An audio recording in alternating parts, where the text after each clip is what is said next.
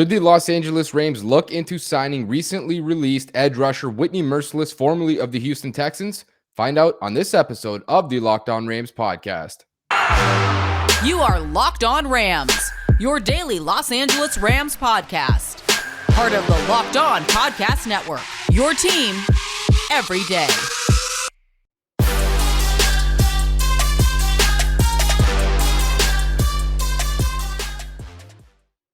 Rams Nation, how's it going? As always, it is your boy, your host, Sosa Kremenjas. I'm a fantasy analyst at PFF and your host here at the Locked On Rams podcast, your number one daily podcast covering the Los Angeles Rams and part of the Locked On Podcast Network. Before we dive into this episode of Locked On Rams is brought to you by McDonald's, proudly serving communities since 1965. McDonald's has always been more than a place just to get tasty, affordable food. It's an unofficial community center. A big thank you to our friends at McDonald's for always being there. I'm loving it. And now we can dive into some of these topics on this Wednesday episode here at the Locked On Rams pod. Unfortunately, for those that are watching on YouTube, my guy Brad Motter is not going to be joining us for this one. Hopefully we can get him in later this week, sort of like we did last week, and get one of those later episodes in with my guy.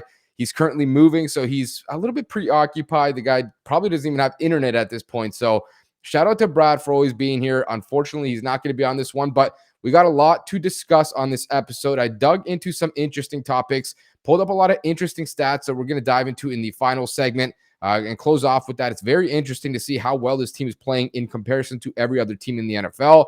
And then, of course, I teased in the intro, a good pass rusher was just released by the Houston Texans yesterday, a veteran called Whitney Mercilus. We'll dive into if he makes any sense for the Rams here.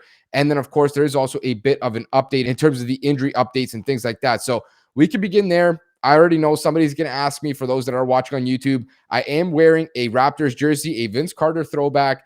The NBA season is officially kicking off here while you guys are probably listening to this. It's already one day into the season. So I'm from Canada, nearby Toronto. You know, I had to rep the squad. Go Raptors. We'll see how it goes this season. But now we can get into this topic here. And we talked about it on yesterday's episode. Unfortunately, tight end Johnny Mundt, running back or kick returner, if you want to call him that, Jake Funk, both going to be out for the season. Both guys were placed on injured reserve. And in corresponding moves, the Rams actually signed Buddy Howell and Deayon, who was sort of already on the team last week. I don't know exactly how it works. I think you can sort of elevate a guy for a couple days to play from the practice squad and then bring him back down. So it's a little bit confusing, but that's basically what the Rams did. They signed two guys in Howell and Deayon that were already on their practice squad, basically already a part of the team. So there's really no outside additions here. They didn't go into the free agent market to replace these two guys. Obviously, neither guy is a tight end. And so there's really going to be no filled role there. We'll see how the Rams go about filling Johnny Mundt's role moving forward. And Jake Funk, I mean, he wasn't really much of a running back in terms of what the Rams wanted out of him. He was the kick returner, though, the starting kick returner. And so according to the Rams, Howell might be that guy now to start at the kick returning position and handle those duties for the time being. So we'll see, you know, if he does get that opportunity and how long he lasts, and if something happens to him or his performance just really isn't up to par, who they might move to next. So right now, the Rams are sort of in transition, but luckily for them, they didn't really lose anybody that's hugely important to the team. Let's just be honest here. Great guys. You know, we wish these guys well in terms of Mundt and Funk. Hopefully they can rebound and go through the rehab and get healthy, and then next season come back to contribute for the team.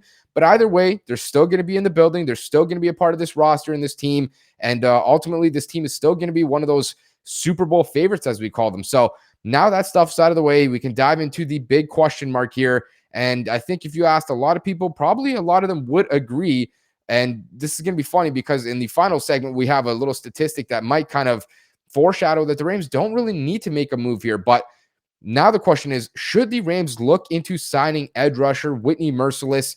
And the reason I bring this topic up is because Mercilus is a guy who's been in the NFL for a long time. I think he was drafted back in like 2012, somewhere around there. And he's been with the Houston Texans ever since, a former first-round pick. And he's played alongside some very good defensive linemen. We're talking guys like J.J. Watt, Jadeveon Clowney, I think even Mario Williams way back when he was with the Houston Texans. I don't know if you guys remember that name. I think he was also a former first overall pick and a guy that was just absolutely unreal back in the day when he was in his prime. He's not even in the NFL anymore. So this guy's been through a lot in terms of what he's seen with the Texans, a lot of decent seasons actually there. The early 2010s, they were a playoff team. Like, this team was good. They had Andre Johnson. They had some of those players there.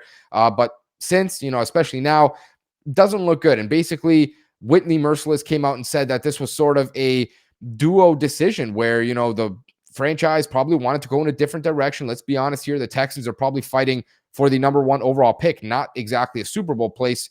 And of course, Mercilus, I'm sure at this point in his career, he's on the wrong side of 30. He wants to play for a contender. That's what he came out and said.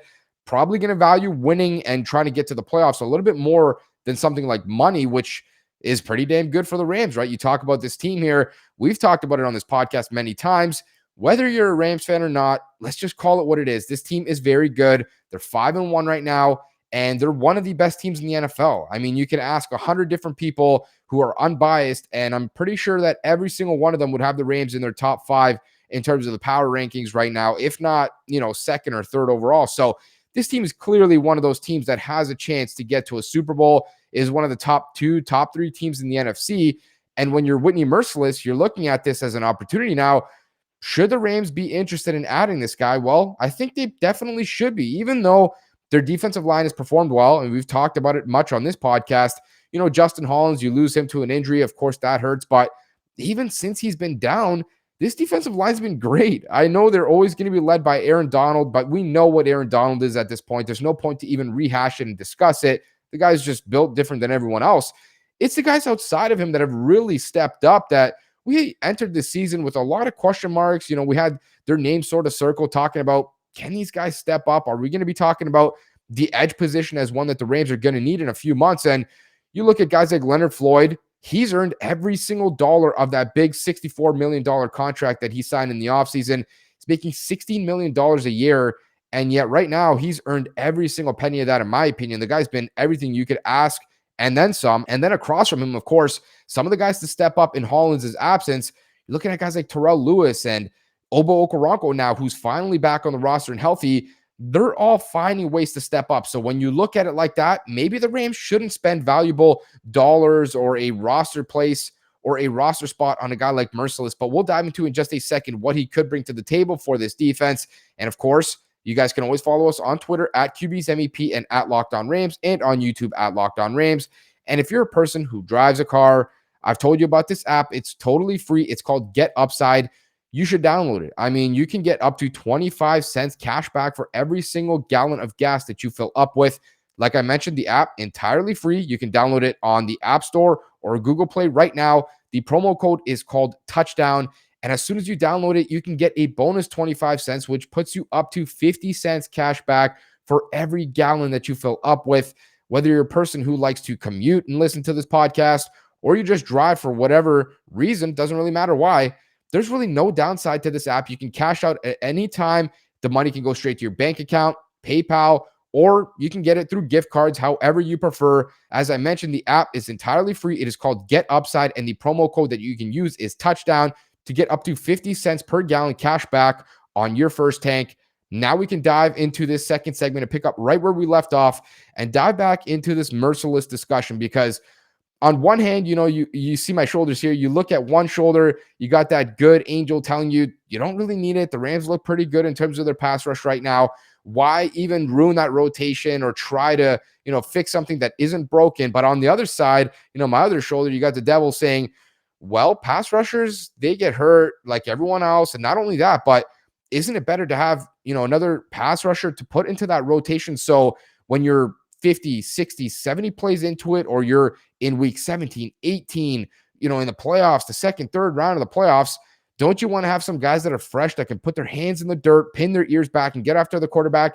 And that's sort of the angle that I'm coming from here is, when you look at the Rams right now, they don't have a ton of cap space. I think they're under 2 million, which is just not much. I mean, you really can't do much with that. But in terms of this pass rush, I think they're as good as they need to be right now. Like, let's just call it what it is. I think they're playing well, and they don't necessarily need a talent addition there. I think they're getting the job done, and they're doing more than I expected coming into the season, way more. But when it comes to trying to add more pieces to this Super Bowl roster, I think you can't go wrong. I mean, at any time, an injury can strike, and we know that guys like Obo Okoronkwo and Terrell Lewis, as great as they're playing, they've never really been durable. And I'm not going to say, they're going to get hurt at some point, knock on wood that they don't, but it's going to be hard to rely on those guys to play 30, 40, 50 snaps a game moving forward throughout the rest of the season. And then, of course, into the playoffs.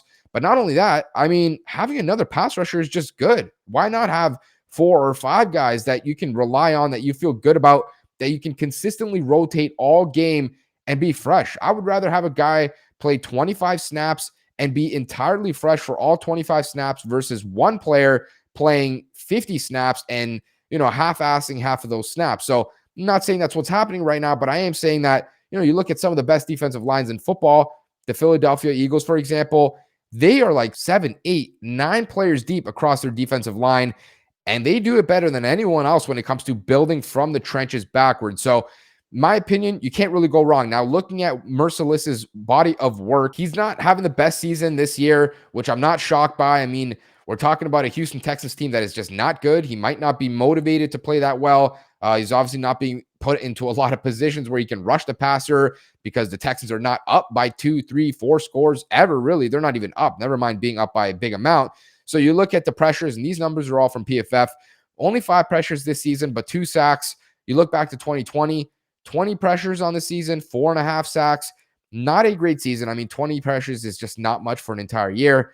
But 2018 and 2019 is where he really had some of that juice. You look back to those years, and that is the kind of player that I think could be a big addition for this defense.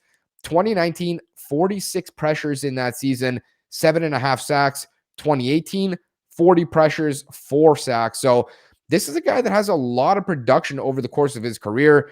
I didn't even dive into the 5, 6 prior years to that, where he was even more productive. When he was younger, he was a legitimate presence coming off the edge. Now, this guy's not going to be someone that I think you can expect to have 15 sacks per season. That's not really who he is at this point in time. But the Rams don't need that kind of guy either. They need a guy who can just rotate with somebody else, like a Terrell Lewis, maybe a Obo Okoronkwo on 3rd and 12, 3rd and 15, and just go after the quarterback. If he can add another 3, 4 sacks per season, maybe another 15 to 25 pressures, I think that's a huge addition that could definitely help this unit. Now, of course, we did talk about they don't need him. So if they don't get him, it's not the end of the world. The Rams will be just fine, especially on that defensive line. I think this is one of the stronger units on the team right now. But if you're looking to kind of spice up that position, maybe add someone that can rotate with those guys, strengthen up a unit that is already a strength, as they say, there's definitely no downside to that, in my opinion. So we'll see if the Rams are a player. I think the one thing that could sort of attach them to this team and make them a player is just the fact that they are a contender, right? This guy is not going to look to join the Jacksonville Jaguars. And if he is, then he's only after the money. And he's already stated that he wants to play for a contender. So maybe Mercilus is willing to leave a little bit of money on the table, work with a team like the Rams, who probably aren't, going to throw the most cash at him in comparison to some of these other teams. But they could give him the best chance to win a Super Bowl ring, play some meaningful games in the playoffs. So we'll see how much he values that. But at the end of the day, it's always fun to kind of connect these dots to see if there's any rumors that kind of float about. Now we can dive into some of these fun stats that I've dug up, some on the offense, some on the defense, some very random. Some are on the offensive line, some are in the passing game, some are the defensive line. We'll actually pick up right where we left off here with the defensive line. And the reason why I keep saying they don't necessarily need someone like Whitney Mercilus is simply because right now they have 134 total pressures on the season. And that sounds like a lot, doesn't it? And I told you guys a couple of episodes now throughout last week, the Rams ranked 2nd in total pressures only to the Dallas Cowboys. The Dallas Cowboys at the time had 110. The Rams had 108. Now at 134 after that Giants game, they're 1st in the NFL. They're tied for 1st with the Las Vegas Raiders, who also have 134. That goes to show you, man, how much these guys are standing out. They're playing fantastic. It's really crazy to see how quickly some of these players can develop right before your eyes. And of course, the Rams, especially on the offensive side of the ball, are putting them in advantageous positions, right? We're not talking about a team here who is losing by 21 going into a 4th quarter. Not at all. The Rams, even going back to this last game against the Giants, they were up 38-3. Like, you're going to get chances to rush the passer because the Giants and some of these other teams, they're not going to run the football when they're down 14, 17, 21, 30 points. So, of course, they do have some more advantageous positions than maybe some of these other teams do, but that's exactly how you want to be built as a franchise and as a roster. That's literally the name of the game. Get way ahead on the offensive side of the ball. Let the defense do what they do. And then at the end, tee off, as they say, run up some of those statistics, get the accolades, the Pro Bowl awards based off of that kind of stuff. Because I'm telling you, I'm not a player, but I know for a fact that's a lot funner for players than going down into a fourth quarter, down 21, not getting a chance to rush the passer. So, of course, the Rams are doing it well right now. They're built in the proper way to where they can get some pretty quick leads. And then not only that, but they can sort of tee off on offenses at the end in that third, fourth quarter, sort of run up some of those statistics. So right now they've done a great job, and that's maybe why they won't go after Whitney Mercilus, especially when you think about Justin Hollins coming back at some point later this season. That unit's only going to get stronger. So in just a second here, we'll dive into some of these remaining fun stats, and make sure to tune back in tomorrow here at the Locked On Rams podcast for your first daily listen for our Thursday crossover episode when we dive into this Rams and Detroit Lions game. We're going to break it down with our Locked On Lions host. It's going to be a fun episode to hear what some of our old friends, Jared Goff and Michael Brockers, are up to. Now we can dive into some of these sponsors for this episode. McDonald's has always been more than a place to get just tasty and affordable food. It's a place where friends and family can go to reconnect. A place where classmates can meet up for a study group, knowing that you're going to have dependable Wi-Fi and endless supplies of French fries and McFlurries. The Smarties McFlurry, it is unmatched. And by the way, I heard a little funny tidbit from my friends in Alabama. Shout out JV and Greg. Smarties are not the same in Canada as they are in the US. Smarties to you guys are apparently some sort of little powdered candy, which is what we call rockets. In Canada, a Smarties is basically an M&M without a peanut. That is the undefeated flavor when it comes to McFlurries. It is just so good. I mean, those things are absolutely undeniably amazing. Win or lose, it's a place where teammates, competitors, the home team, or the away team can get together to recharge. It's a place you can always look forward to going to, stopping at a long road trip to rest your legs and refuel. So head to your local McDonald's to refuel and reconnect. Did somebody say Locked On Rams watch party? Man, that would be a great time in my opinion.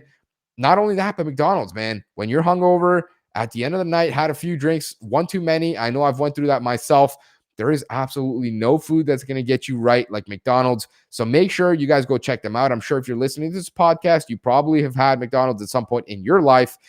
McDonald's, ba-da-ba-ba-ba. I'm loving it. And now we can dive into our second sponsor here. You guys have heard me talk about the Built Bar many times on this podcast. They just sent me a little care package.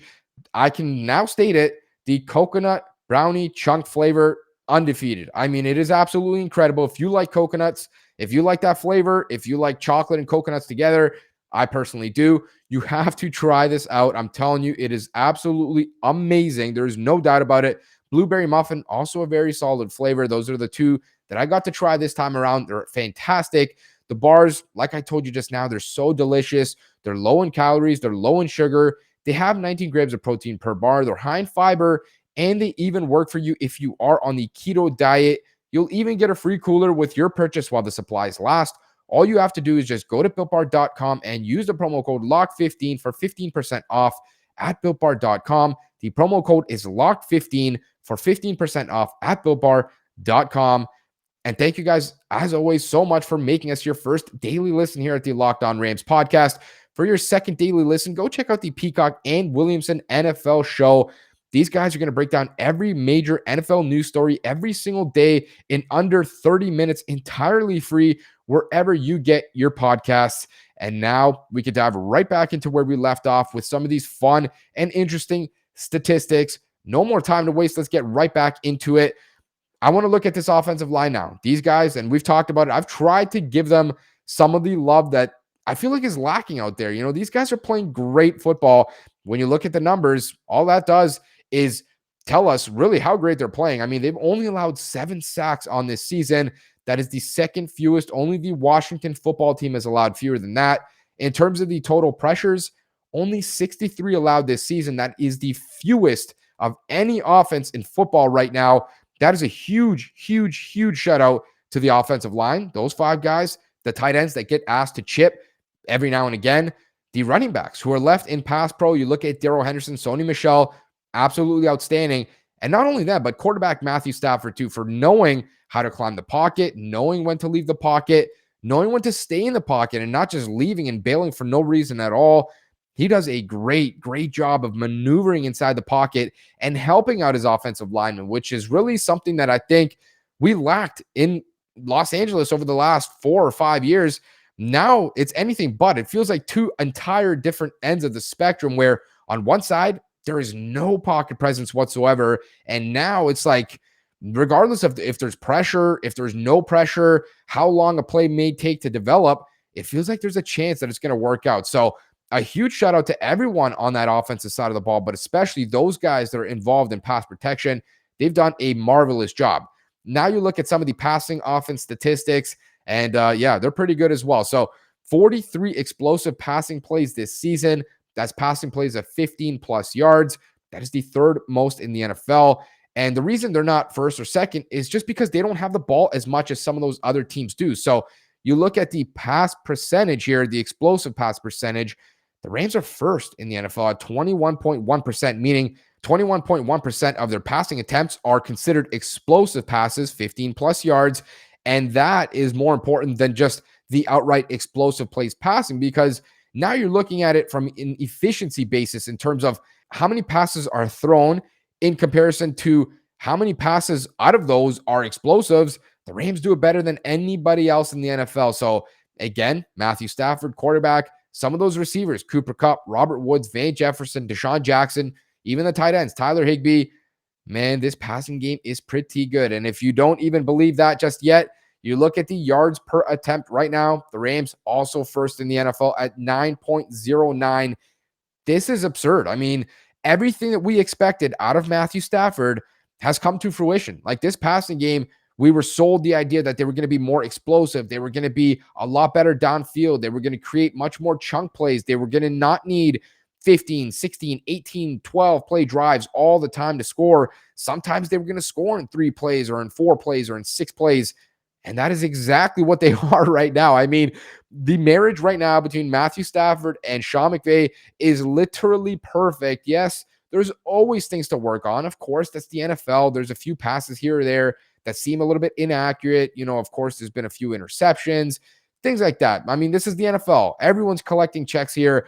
You know, those defenders are trying to get paid too. So let's just be honest here. Yeah, mistakes are going to happen. But I mean, overarching theme here, 99.9% of the time, the Rams are doing the right thing on the offensive side of the ball. They're more explosive, more efficient, more consistent than pretty much everyone else in the NFL right now, man. This is so crazy to see how it took absolutely no time to transition into something that is this successful. I mean, it really took basically one offseason and no preseason games, no live snaps. Like I mentioned a lot on this podcast, they're still working through some of those reps, I think, where they're just not at 100%, and they might not be for another handful of weeks. And that's so exciting to me because you look at how good they've been already. There's still a little bit more to be had. Like this team, I think, is not going to be playing their best football until December. And that's super exciting because we want this team to get to the Super Bowl. And as we know right now, they're probably already good enough to get there. And the fact is, they can still improve. And if they do actually improve and hit that peak and that ceiling that we expect out of them, who's to say that anybody can stop them, right? This team has legitimate Super Bowl capabilities, and it all begins at the offense there. They're playing absolutely outstanding. The one thing that I dug up here, and this is going to be the last stat of this episode, it's a little bit funny and random.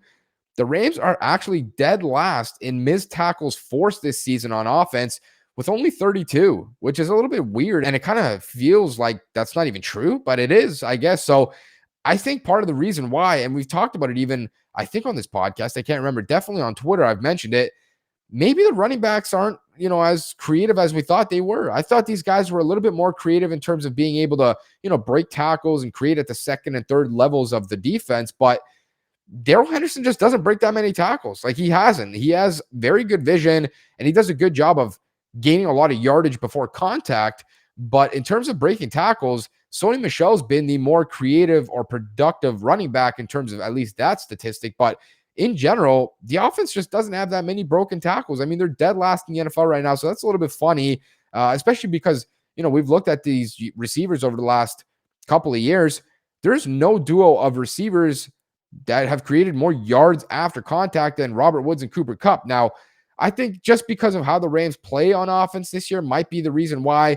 You look at the running game, they're just not that creative maybe. But in the passing game, you don't need to break a tackle when you're 7 yards past your cornerback and you're catching a 72-yard touchdown, right? So I think it's just kind of how they're built and how they've sort of played this season. And it's not really indicative of anything. I mean, they're the best offense in the NFL. Arguably, they're definitely top 3 or 4. There's no doubt about that. And yet they're dead last in missed tackles forced. It's just kind of a little bit of a funny statistic to bring up because it feels like the Rams have always been pretty good at creating on the offensive side of the ball, at least in terms of making tacklers miss. Now, we'll see if that number changes, and it doesn't really mean anything. It's just kind of funny to note and look at. But ultimately, right now, there's nothing to complain about. This offense is playing great. They are clicking on all levels.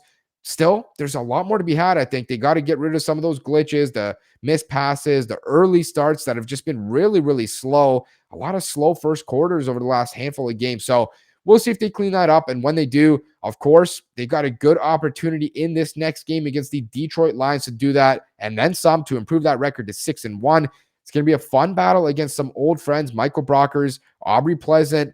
You look at guys like Brad Holmes, not even just Jared Goff. I mean, there's a lot of former Rams in that building. So it's going to mean a little bit something extra special for those guys. And not only them, but quarterback Matthew Stafford and some of those former Detroit Lions players on the Rams roster as well. So make sure to tune back in throughout the rest of this week here as your first daily listen at the Locked On Rams podcast. Tomorrow's episode going to be the crossover episode between Locked On Rams and Locked On Lions. We'll break down everything you need to know about both teams and the matchups to watch in that one, as well as our predictions. And you guys can always follow us on Twitter at QB's MEP, at Locked On Rams, and on YouTube at Locked On Rams. Please subscribe or follow to get our latest episodes, content, breaking news, and a whole lot more.